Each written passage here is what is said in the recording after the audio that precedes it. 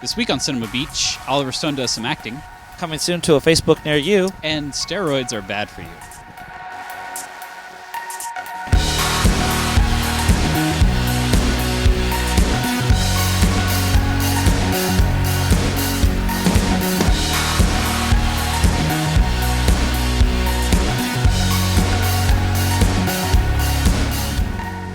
Hello and welcome to Cinema Beach, the show that takes you inside the world of indie film. I'm Bryan Thompson. And I'm Tony Ortiz. This week we take a look at the Oscar-nominated Belgian film Bullhead. That's right, plus our DVD pick of the week and what's on video shelves. But first, while everyone's talking about sequels like Transformers and I Am Legend, we're going to be talking about the indie news feed. All the way from Trenchtown, Jamaica, Bob Marley, come on! Yeah, this is my identity. It is mentioned of in the Bible that there shall be a music that all people shall play and dance and sing with. What other music could that be? Reggae. This week, Berlinale actually ended, and not a lot of big news out of it, but one of the things that we did see was Kevin MacDonald actually debuted a new documentary, the Bob Marley documentary called simply Marley. And it was picked up actually a few days before it premiered at Berlin by Magnet, with plans to release it on 4/20, April 20th. It will be playing at South by Southwest in a couple weeks. But, I mean, do we need a Bob Marley? I don't know. There's already been a couple of Bob Marley documentaries. Obviously, the guy led a revolution in a music world. But I don't understand what... They said there's going to be a couple new songs released in this? Yeah, some new songs. And, it's a documentary that has been kind of endorsed and sanctioned by his family and his friends. And so it's the first one. It's the, I guess, official documentary. But... some of the discussion out of Berlin was that it wasn't really that interesting. Yeah, I just don't understand what more we could know unless it's something new we never knew. But if you're just going to be talking about the guy, we've already, anyone who's going to go watch the documentary obviously already knows pretty much what they need to know about Bob Marley. Though I do love the director. I love The Last King of Scotland. Kevin MacDonald. We got to see him talk about The Last King of Scotland. Yeah, I worked with the guy, so full disclosure. But dropper over here. I love his work, everything that he's done. I will definitely see it because it does look polished. I mean, the trailer looks great. But, it's, I think he could do better is the point. Yeah, I didn't know he was such a reggae fan, so, Him come from such a humble beginning. My father would always take us back to Trenchtown. Would never lock his car up. That is like saying you don't trust people. I was the one that he would call to get women out of his dressing room. I became his guardian angel. All your parents do is smoke and play music. Nobody wanted their children around us. Well, it's coming out, like I said, Magnolia is going to release it on 4/20. Yeah, 4/20 in theaters and on demand. So we can look forward to that. Speaking of on demand, they have the Facebook. Facebook is coming out with... Facebook is going to start doing this. The day tomorrow, the war began. Tomorrow when the war began. Yeah. Tomorrow. That title always messes me up. Tomorrow when the war began, which was an Australian hit. Yeah, it was the number one film last week in Australia. They're going to release that through Facebook. Through Facebook. Yeah, Freestyle Media has actually bought the U.S. distribution rights, and they negotiated a Facebook rental agreement. So it'll be the first time that a studio has actually released a movie day and date in theaters, video on demand, and on Facebook. So it's going to be real interesting. I mean, I don't know. Do we even know about the price yet? How much it's going to be to go we through? We don't know. I mean, some of the other studios have done this, and the price point has been about $1 for a rental. But this will be a new release, so I wouldn't be surprised if it's a couple bucks, $3, $4. But it'll be interesting to see. I mean, it's kind of cool to know that. I mean, obviously it was a big hit in Australia, but this doesn't seem like something that would be like a box office smash here. But this is a nice way to make it available to everybody, and as we talked about, it's direct sales. Freestyle Media is just getting all the money, and that's what I'm actually more interested in. That the movie itself looks horrible, and I kind of equated it to the Hunger Games of Australia. It's a big thing in Australia, maybe not so much here, but it is a way that a new studio can basically do direct sales, and if it catches on, I mean, this is something that could potentially revolutionize, video rentals and distribute. Yeah, video on demand. So I'll keep an eye on that. Yeah, I mean, I'll probably check it out for $1. Why not? Exactly. Yeah. Or however much it is. So that's actually Wednesday. So it'll be actually after this podcast is out. But if you haven't seen it yet, definitely go to Facebook and check it out. Awesome. So, yeah. Anything else? I wanted to mention Oliver Stone. Oh, yeah, I forgot about that story. Our favorite director to hate recently. Yeah. I mean, I love Oliver Stone, but the question now is can the guy act? He is going to be acting in a low-budget horror film that his son is directing. Sean Stone, who oddly enough has acted in every single one of Oliver Stone's movies since he was a little boy, started getting into filmmaking back when Papa was doing Alexander. And now he's made a kind of a found footage horror film called Greystone. And keeping with the stone kind of, sits in the film. They're going to be drinking stone beer, stone ale in it, and it's all stone themed. Yeah, and I heard about this film actually out of Berlin, out of EFM, and I heard it's pretty bad. I think you watched the trailer today. Yeah, I watched the trailer. Did not look good. It's another one of those real based documentary, like a mockumentary, like a real based this found footage horror film, and Blair Witch made it popular, and Paranormal made it successful, and this just doesn't look good. Looks just like another one of ththose, except really bad. I don't know. Oliver Stone's in it. But, I think that's the selling point is do we want to see Oliver Stone act? Or even more importantly, is this just is this just Hollywood nepotism? Sean Stone directing a movie. So I think that's pretty much what it is, and he's going to go along the lines of Chris Coppola and. The rest who hasn't made a good movie. No. Sorry, Chris, you haven't made a good movie. So, but well, and kind of in keeping that tradition, Francis Ford Coppola hasn't made a good movie recently either. So, like Oliver Stone, like son. Yeah, exactly. You guys are actually catching the end of your father's careers here. Yeah, so. Awesome. So, now that we've insulted big time directors, and I think that we can move on. Yeah, we'll actually talk about some European directors now. So coming up, our review of Bullhead. So stay tuned.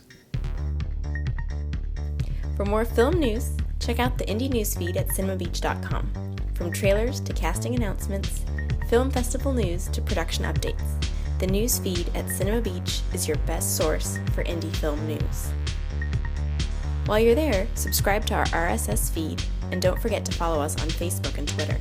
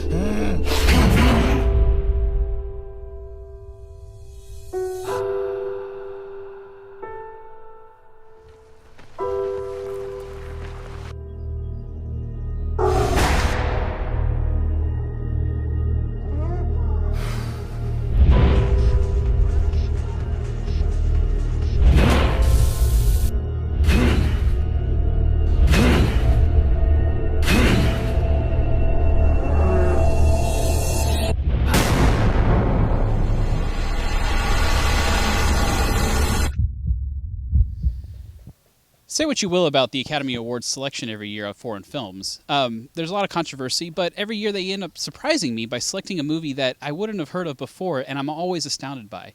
That year's film would be Bullhead, a movie that really creeps up on you and takes you by surprise.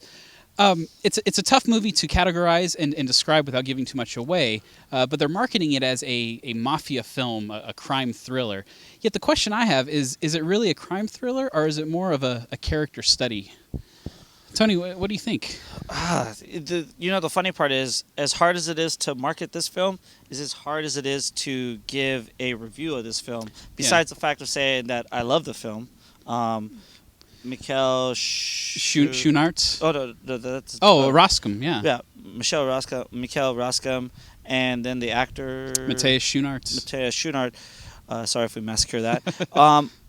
Did an amazing job. Yeah. Well written, well directed, well acted, well shot. I mean, this movie, I love the movie. I don't know if you did too. I think you talked about it before. But Yeah.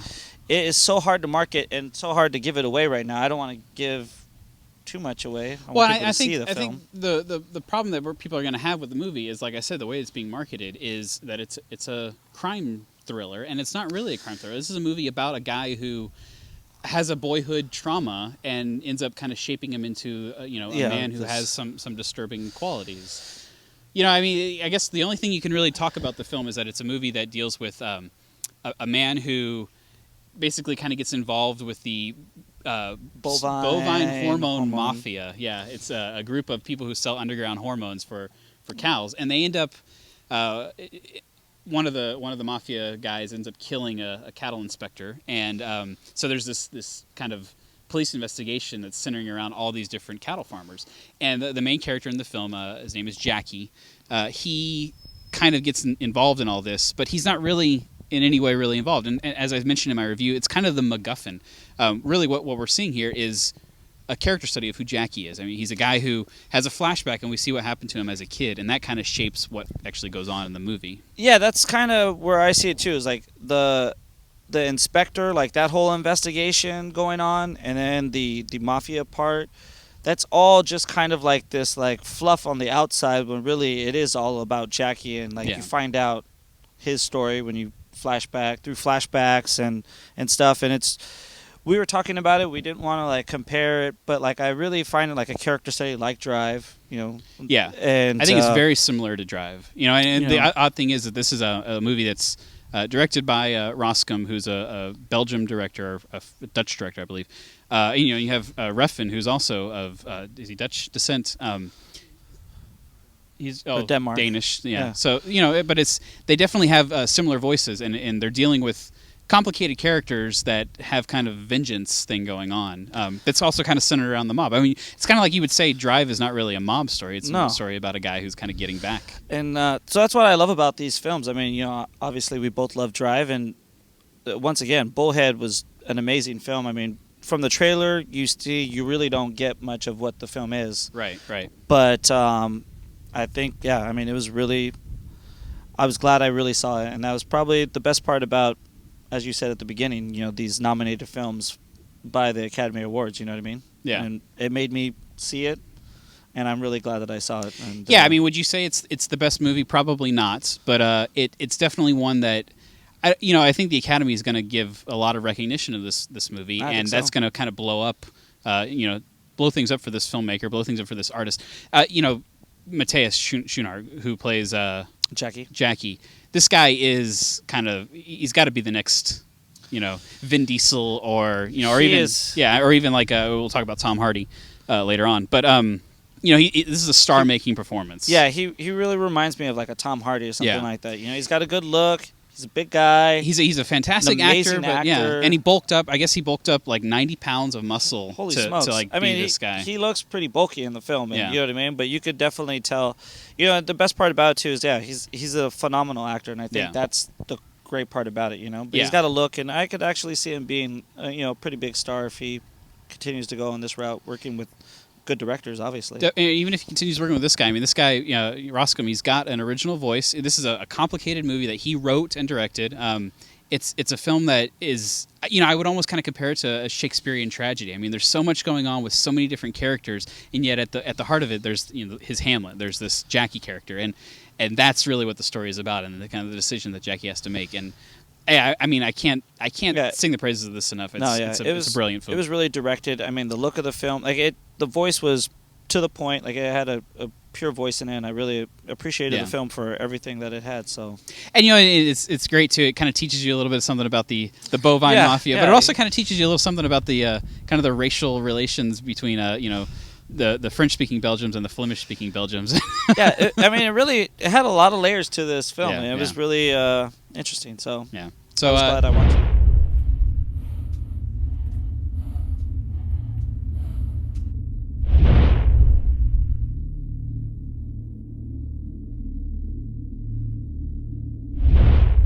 Check it out. We're both recommending that you watch it. It's playing at a few theaters around town, and it definitely will be mentioned next week at the Academy Awards. So probably be the winner. I'm thinking. Well, I don't know. Maybe we'll see.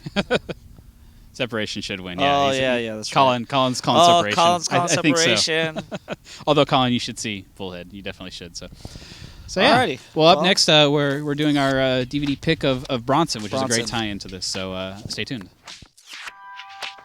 To check out more about this movie, head on over to the review section at CinemaBeach.com. Read the complete review, or check out the other reviews on the site. Updated weekly, we've got you covered on all the films playing in Southern California's art houses. You can also browse our archives for past reviews from all our contributors. My name's Charles Bronson. There's nothing wonky about my upbringing. Like most kids, I got into trouble. But it wasn't bad. It wasn't bad. And all my life, I've wanted to be famous. This is the post office I did over. This is what I got away with. This is what they gave me. 7 years. Don't worry, son. You'll be out in 4. But I still have my principles. I am Charlie Bronson. I am Britain's most violent prisoner. Prison was brilliant. I loved it. It was exciting, on the edge. It was madness at its very best. You're ridiculous. It's very exciting to meet you. You're quite a celebrity on the inside. Before coming to America and doing Drive, Nicholas Refn actually directed a film a few years ago called Bronson. That was kind of a star-making performance for both him and for Tom Hardy, the actor in the movie. It's a film that actually is based on a true story about an inmate in England named Charles Bronson, not related to the actor, who is kind of considered England's most violent criminals. It's a movie that really is stylized and very impactful. It's a movie that I can't recommend enough, especially if you're a fan of Drive and of Refn's work, and if you've seen Bullhead. Tony, you saw Bronson. Yes, I have. And it's, yeah. Once again, this podcast is about the movies that Bryan and Tony love. Because this movie, again, just like Drive, as we said, just like Bullhead, which we just reviewed, is a movie that I just fell in love with from the minute I watched the movie. I mean, it's a really good movie. I could understand why Nicholas Refn is on the path that he is. You know what I mean? Like, this was an earlier film, and yet still just an amazing film. Yeah, it's a movie. Like I said, it's very stylized, so you have to kind of go into it. There's a little bit of avant-gardeness to it. The movie is told from the point of view of the inmate, of Charles Bronson. So it has kind of this weird kind of cinematic theatrical quality to it. But at the same time, it's a movie. Like I said, it's about a broken man who just is violent. Yeah, and he was kind of put there in a way. It just happens to be that's how he, kind of person of happenstance. Yeah, I mean, without giving too much away about the film, basically the character is arrested for something very, very minor. Yeah. He gets put into just a few months in prison. And finds out what he's good at. Yeah, he's actually just good at beating people up in prison. So. And he ends up, because he's kind of a repeat offender in jail, they lock him away. And he ends up I think he actually ended up spending... he's serving a life sentence in prison now. And it's like the most time in solitary confinement. Yeah, he has the most time. Yeah, most time in solitary he was actually. confinement. It was so bad he was released. The Queen of England actually pardoned him and said, "Just get him out of prison." And he hated life outside of prison. He became a bare knuckle boxer. So he ends up beating up a guy to get put back into prison, so that way he can continue his life in prison. Well, and at the beginning of the film, I remember at the beginning of the film, he talks about him wanting to be famous. Yeah, you know what I mean. And this was his. Yeah, it's a movie, in contrast to what we're talking about with Bullhead, this is a movie about a character who is kind of demented. He basically is a drive for fame, and he could never be successful as a criminal, so he ended up being successul as a violent man. So it's, we can't recommend this enough. Yeah, it's a film that I just, I've probably watched like 4 or 5 times. Yeah. And I just think Nicholas Refn is, on the right track. And then when Drive came out, I couldn't wait to see Drive based on Bronson.